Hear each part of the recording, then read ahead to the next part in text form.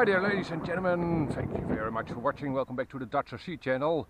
I've got the XK X252 Shuttle out for a second flight. Well, it's not my second flight, the second video. In my unboxing and flight test, you heard me mention that I didn't like the throttle stick feel. So what I did is I altered the throttle curve. And in this video I'll test if that helped, and if it does, I'll show you how to do that in this X7 radio, how to change your throttle curve. But let's first give it a try. So we switch on the transmitter. I'm in high rates and in auto level mode. There, quadcopter's on. Okay, here we go. Yes, takeoff is a bit more like I would expect. And this definitely is a big improvement. I basically just guessed what the throttle curve positions or output levels should be. Looks like I guessed pretty well. Yeah,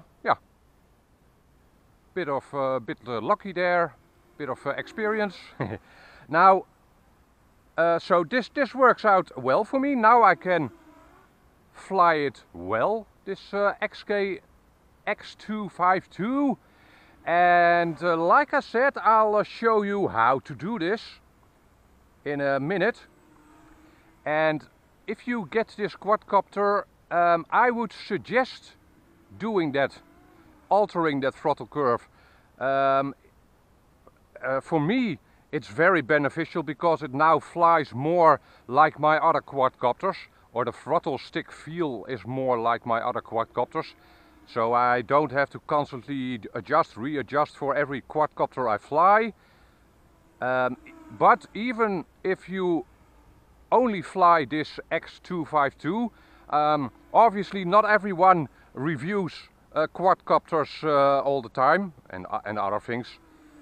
But still, if you only fly this quadcopter, I would advise you to alter the throttle curve to the positions I will show you in a minute. And why? Well, it will prevent you from having to adjust to future quadcopters. The X252 now flies more like most brushless quadcopters, even more powerful ones. So again, I'll show you how to set that up. Very easy. You can do that in the menu of the transmitter, and you'll thank me for that later. Yes, I think so. Okay, yeah, this flies a lot better. You can't see my transmitter obviously, but you can see that I am not constantly flying the quadcopter lower than I would really like. In my initial test flight, I was constantly flying the quadcopter less than a meter from the ground, which is fun, but that wasn't my intention.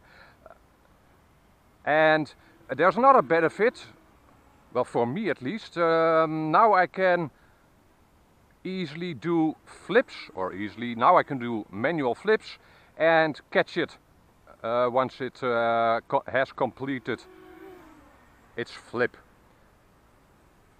So that's very beneficial, of course. Otherwise I'd be slamming it into the ground after every flip, which would make for a nice durability test, but it's not really what I intend to do in flip sessions. So, all right.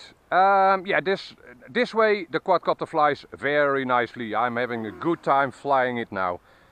In a future video, by the way, I'll give you a flips demonstration So that'll be in acro mode, of course.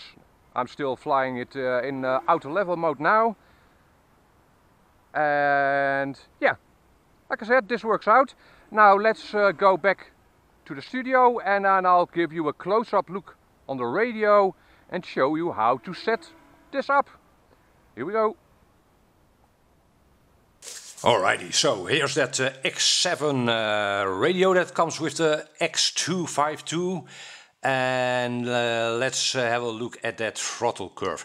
Before I do that though, you might not even know what a throttle curve is or what it's for, so let me try and explain that first.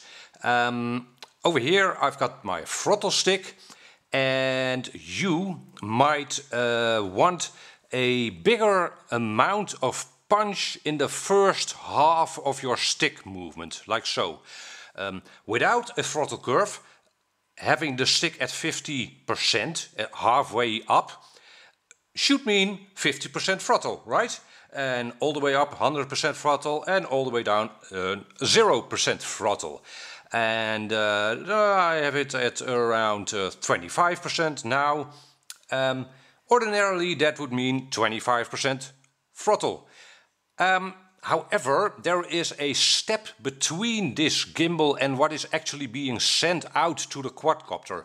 And that step enables you to have a different percentage at certain points. Like I said, maybe you want a little more punch in the first half of your stick movement to get off the ground easier, and have the stick more precise in the last half.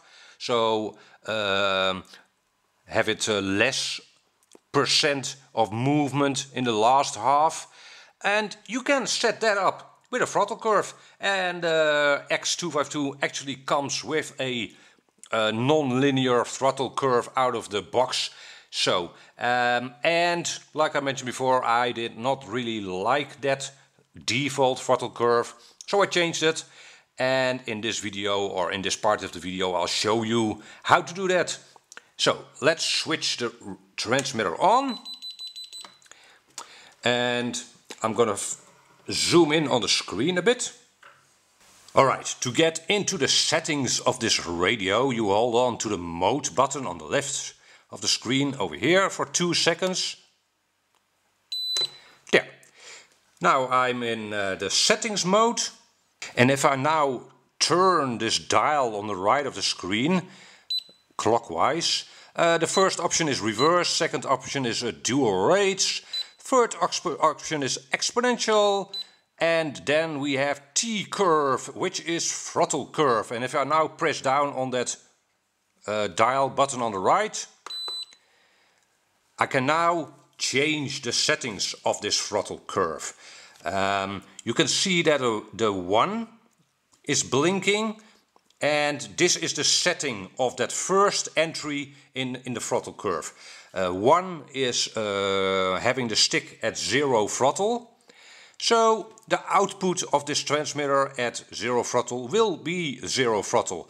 And if I move to the second entry, there, as you can see, now the 2 is blinking, and that is, it has a value of 25.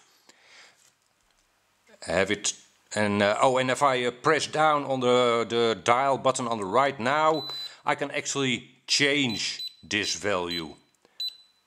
See, up and down, very nice, and confirm it by pressing the dial again. And it automatically transfers to the next entry in the throttle curve, as you can see. I'm now at the midpoint, and that is set to 45. Like I said, this is not the default throttle curve, this is what I came up with, and this works out pretty well for me. And if I move to the fourth entry, you can there see 65. If I move to the last entry, I have that set to 90. I haven't set it to 100 to leave the quadcopter some wiggle room for its own corrections.